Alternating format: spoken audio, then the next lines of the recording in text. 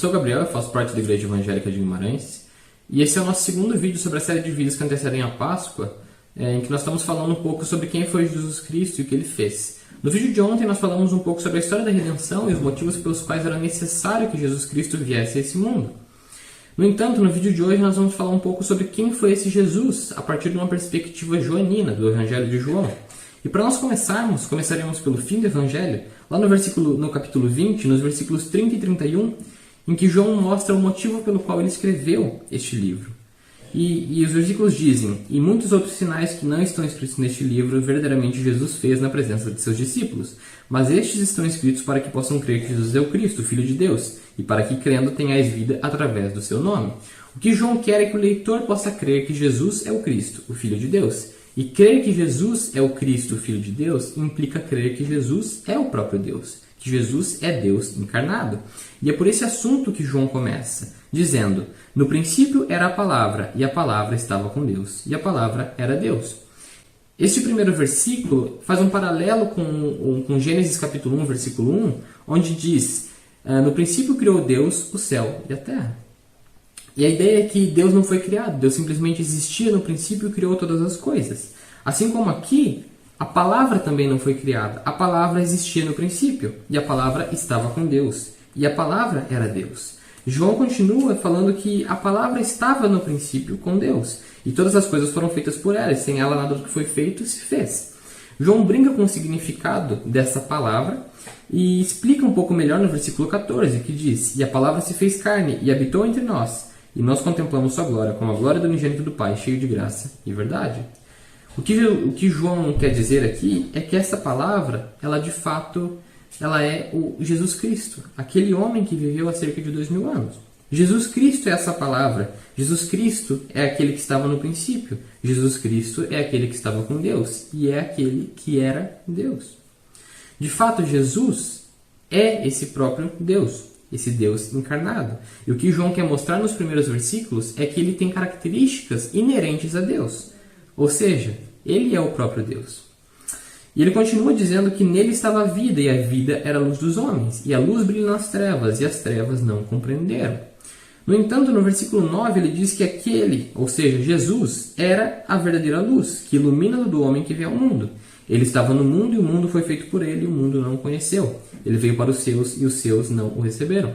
O que João quer dizer aqui é que Jesus, de fato, estava no mundo, por ser o próprio Deus. E esse Deus se revelou ao mundo, e o mundo não o conheceu.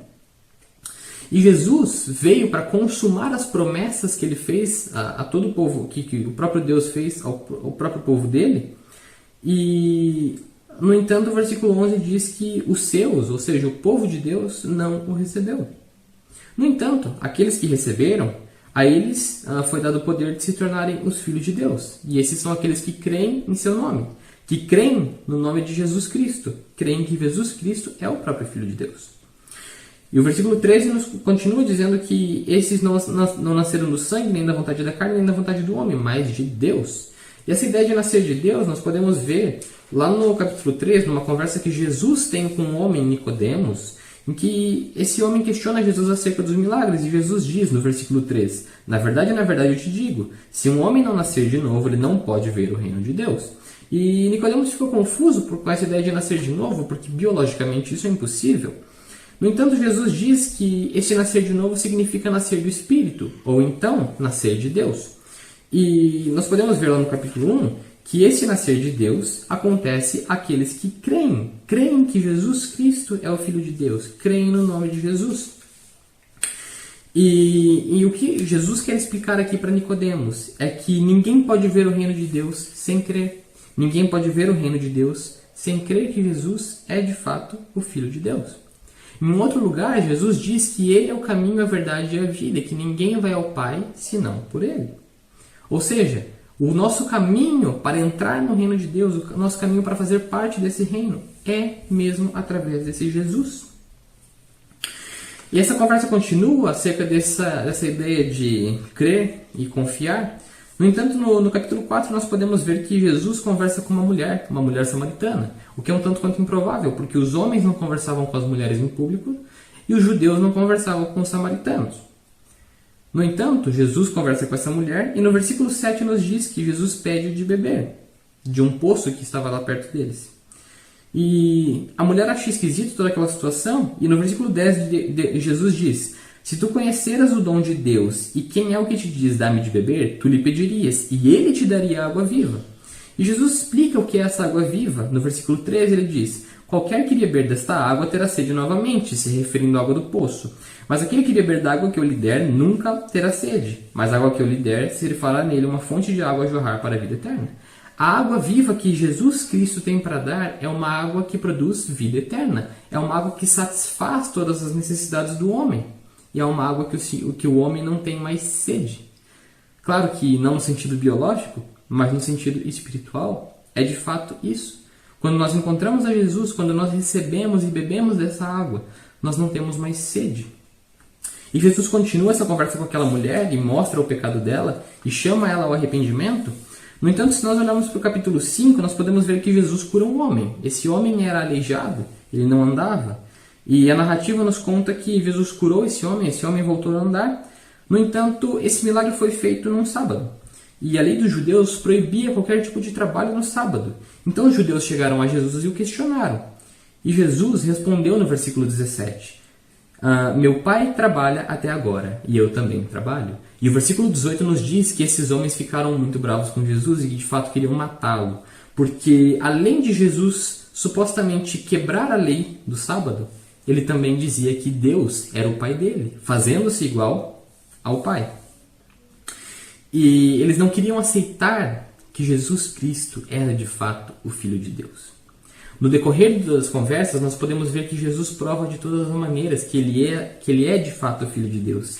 Mas esses homens não querem aceitar. E Jesus diz no versículo 23 que quem não honra o Filho não honra o Pai que o enviou. Porque, como eu falei agora há pouco, o Filho é o caminho para o Pai.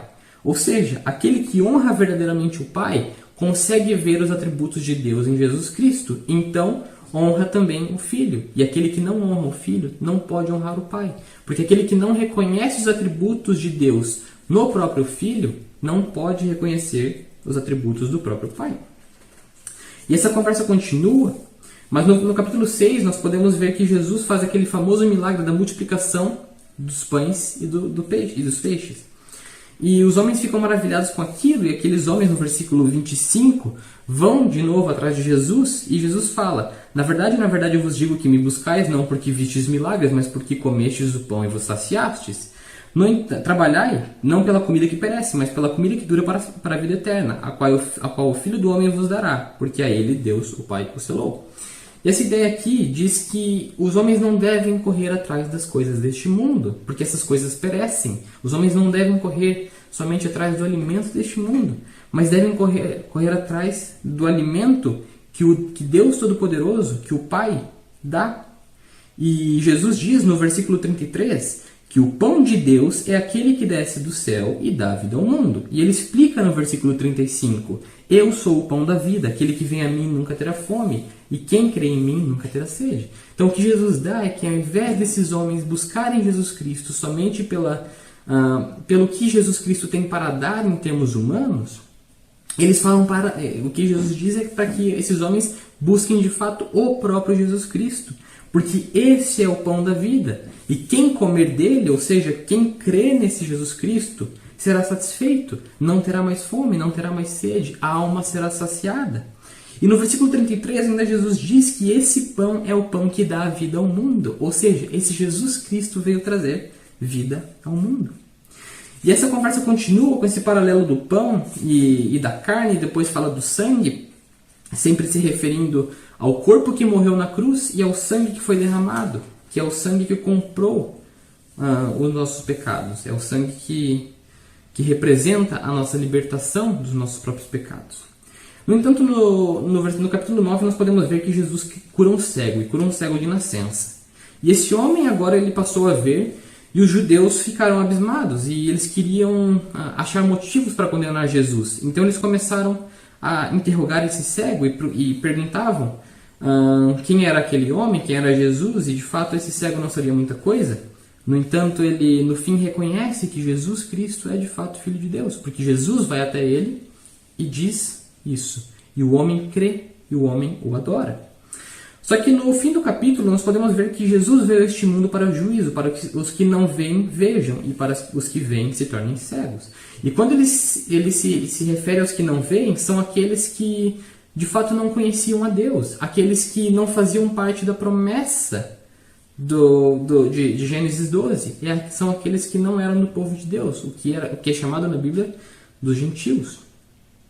No entanto, aqueles que já conheciam a promessa e que rejeitaram esse Deus com o passar da história e continuam rejeitando aqui, como por exemplo esses fariseus que eu disse, esses se tornariam cegos, porque eles de fato reconheciam que Jesus Cristo era o Filho de Deus. Eles de fato sabiam aquilo, eles percebiam aquilo, mas eles não queriam aceitar, eles não queriam se submeter a esse Jesus. E esses homens agora eles passariam a se tornar cegos. Eles de fato estariam cegos nos pecados e na maldade do coração deles. E aqueles que não viam agora passariam a ver, porque Jesus Cristo veio para buscar esses outros. Se nós pularmos lá para o capítulo 11, nós podemos ver que um amigo de Jesus adoece, Lázaro, e as irmãs desse amigo vão atrás de Jesus e pedem para chamá-lo porque sabem que esse Jesus tem poder para curar esse amigo. E Jesus não vai. E de maneira impressionante, Lázaro morre. Só que o fim do capítulo nos diz que Jesus vai até esse amigo e ressuscita esse amigo. Jesus chama esse homem dentre os mortos e o homem aparece. O homem se levanta e sai da tumba. E a questão é que esse milagre que Jesus faz tem um duplo sentido. Esse milagre primeiramente aponta para a própria ressurreição de Jesus. Ele mostra o poder de Deus através dessa ocasião e basicamente nós podemos ver que o poder de Deus é suficiente para ressuscitar um homem, assim como ressuscitou Jesus Cristo. A questão é que Lázaro depois voltou a morrer, mas Jesus Cristo não. Jesus Cristo ressuscitou e vive eternamente. Mas além disso, nós podemos ver no fim desse capítulo que os judeus agora passaram a se tornar ficaram obstinados a matar Jesus. Os judeus queriam a todo custo matar Jesus. E é isso que eles decidem no fim do capítulo. O fato é que se Jesus não tivesse ressuscitado esse homem, muito provavelmente ele não teria morrido da maneira que ele morreu. Só que ele ressuscitou.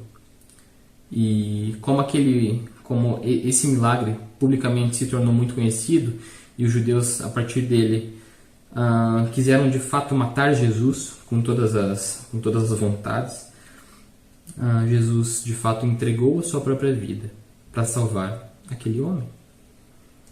No entanto, o que nós podemos ver no restante do capítulo, no restante do livro, quando Jesus vai até a cruz, Jesus morre na cruz para salvar a vida de todos aqueles que creem nele. E crendo em Jesus Cristo, nós recebemos a vida. Nós tomamos daquela água que mata as nossas necessidades, que nos satisfaz completamente. E essa água agora passa a jorrar para a vida eterna. Nós podemos ter essa esperança da vida eterna, porque um homem, Jesus Cristo, morreu por nós e retirou o nosso pecado. Eu só quero terminar com uma passagem no capítulo 1, quando João Batista foi um mensageiro que antecedeu Jesus Cristo e que pregava o arrependimento e falava que esse homem, Jesus Cristo, iria vir. No entanto, num dia João Batista viu esse Jesus pela primeira vez. E a expressão dele é, no versículo 29, eis o Cordeiro de Deus que carrega o pecado do mundo. Esse é Jesus Cristo. Jesus Cristo é o próprio Deus encarnado, mas que serviu como Cordeiro, aquele que foi levado ao sacrifício para morrer e carregar o nosso pecado, carregar o pecado do mundo.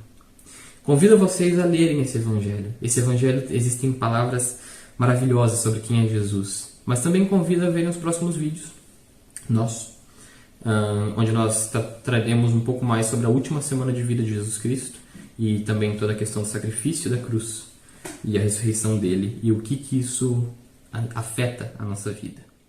Fiquem com Deus e até os próximos vídeos.